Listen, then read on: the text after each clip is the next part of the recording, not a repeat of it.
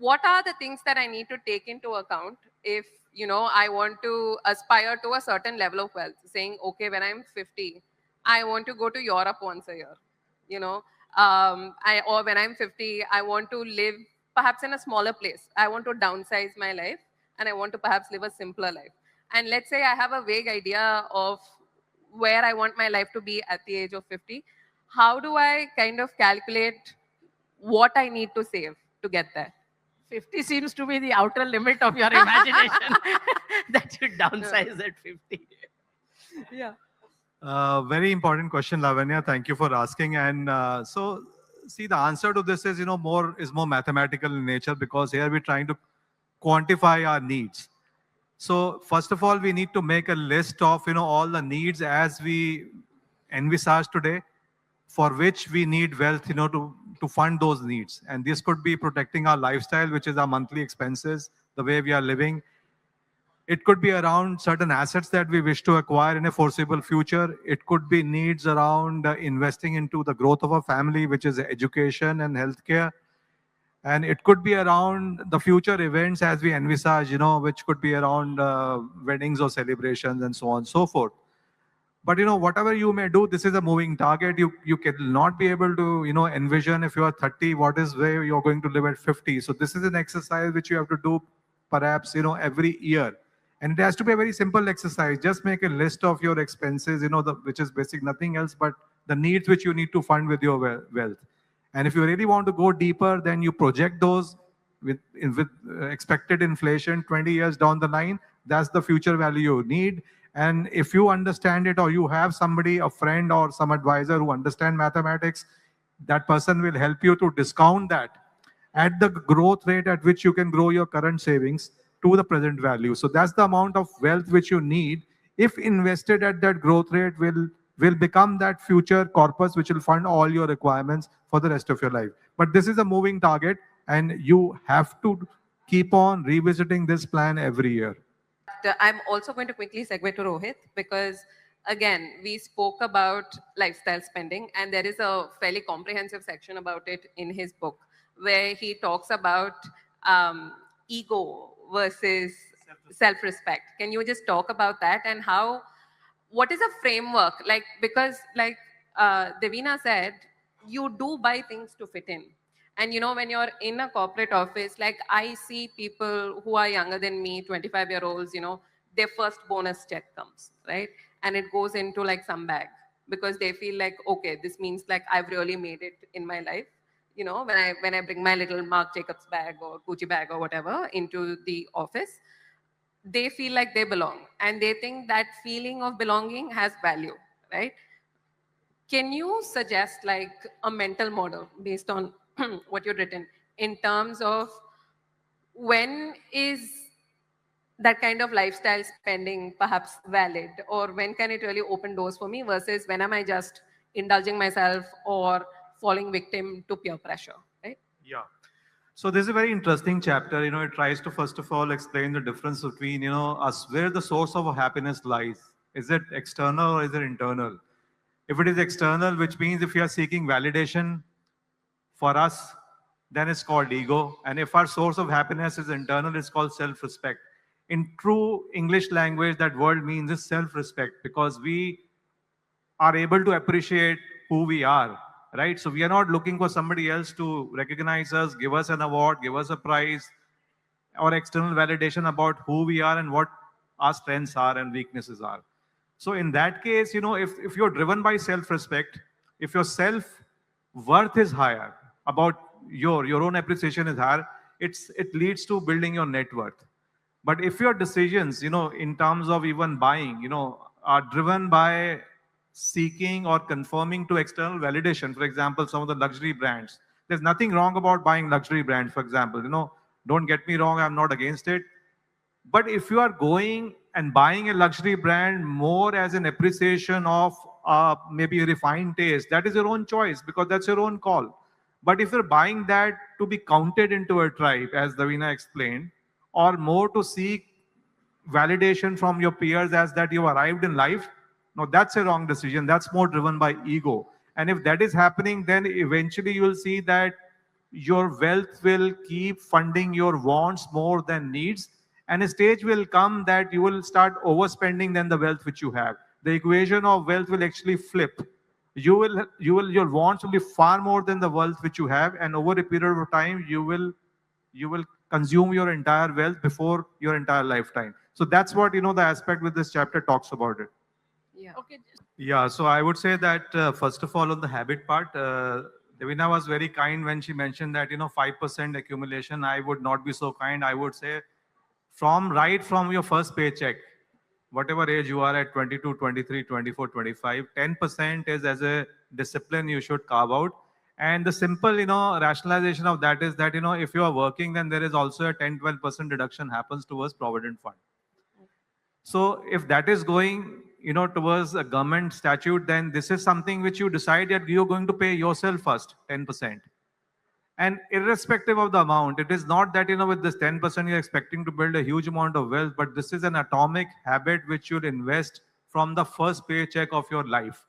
If you have done that, then as you get into 30s, your income and expense gap is going to widen. So this 10%, now that you're used to accumulating, can go up to 20%, 30% as you go into your 40s.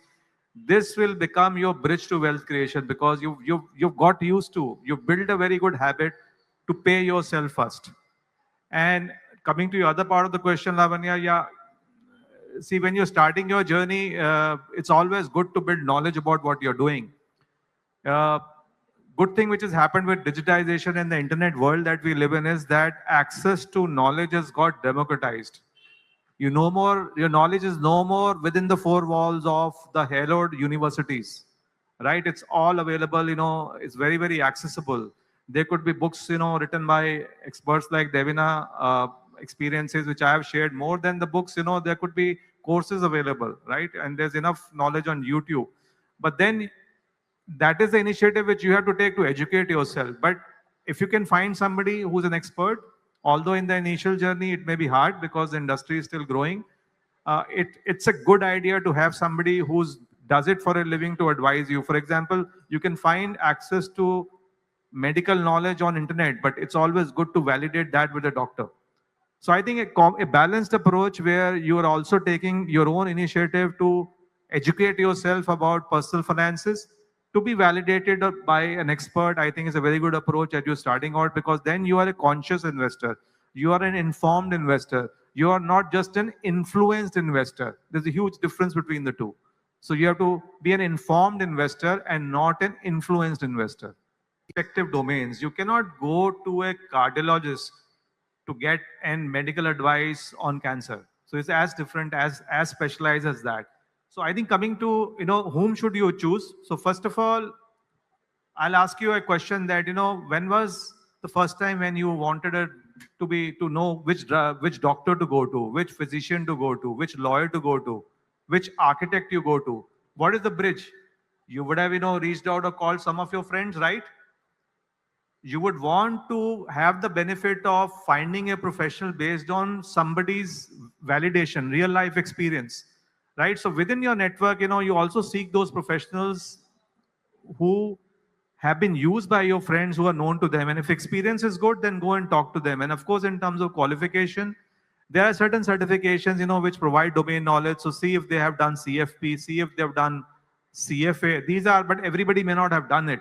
What is more important is that somebody has been doing this for a minimum period of time, say at least 10 years, and they have built a track record of happy clients, happy investors, right? And that is the biggest qualification, that these are a professional. This is a professional which can be trusted because my friend is happy about it, my relative is happy about it, because it's a business of trust. It's a business of deliver performance. So that's how I think initially you should go about it, and then based on your own experience, you should pivot. I I want to hear like both of your thoughts on this whole culture of influencers, as they're called, and how should one absorb the advice? Rohit? Yeah, no, I think very nicely covered by Devina. I think the first filter would be that you go and seek advice for somebody who's helping, whose advice is helping you to become an investor and not a trader, right? Traders always make short-term profits. Investors always make long-term wealth. So that is what the goal and objective of everybody here is, right? So first filter is, go to somebody or any source of knowledge which is helping you to become an investor and not a trader. That's a filter number one. And the filter number two is the track record. Somebody who's done it for a 10-year period has built credibility in the ecosystem, right? And they have something to protect, something there because they built it over a period of time. It could be just like a doctor who has a credibility, a lawyer who's got a credibility, and they would not like to do anything which can, destroy that credibility. It's been there for a long period of time. And ideally, if this person comes to you through a known friend or somebody you know, somebody's wisdom you trust, somebody's judgment you trust, and who has used this person over a period of time, nothing better than that. Right? And in any ecosystem, there are good people and there are not so good people. There is a good cop, there is a bad cop, there is a good doctor, there's a bad doctor, there's a good lawyer, there's a bad lawyer. There could be a good financial advisor, there could be a bad financial advisor. But still we are able to figure out, good people in our lives, aren't we? We just need to be conscious that about our choices and all those filters, and we will find the right people in our lives. So I think that's the way you go about filtering. Somebody who's helping you to become an investor, somebody who's got a track record and a reputation to protect, and somebody who's coming to you with a referral of somebody who's used them. You, Rohit, what would you tell your younger self? So I think it's very similar to Devina. I think the message which I would like to give all the youngsters, everybody, including everybody present here, is that, is the compounding. That is why Einstein called it the eighth wonder of the world. I'll give you a simple numbers. If you invest your money, say in a growth asset class like equities, which is expected, let us say, to grow at 15% per annum, it doubles your money in 5 years, becomes 16 times in 20 years, becomes 66 times in 30 years. So in a 30-year journey of investing your 100 rupees, in the last 10 years, it is going from 16 times to 66 times. That's how Warren Buffett became so rich amongst the top 10 richest people in the world. Bulk of his, two-thirds of his net worth actually happened to him after he turned 60.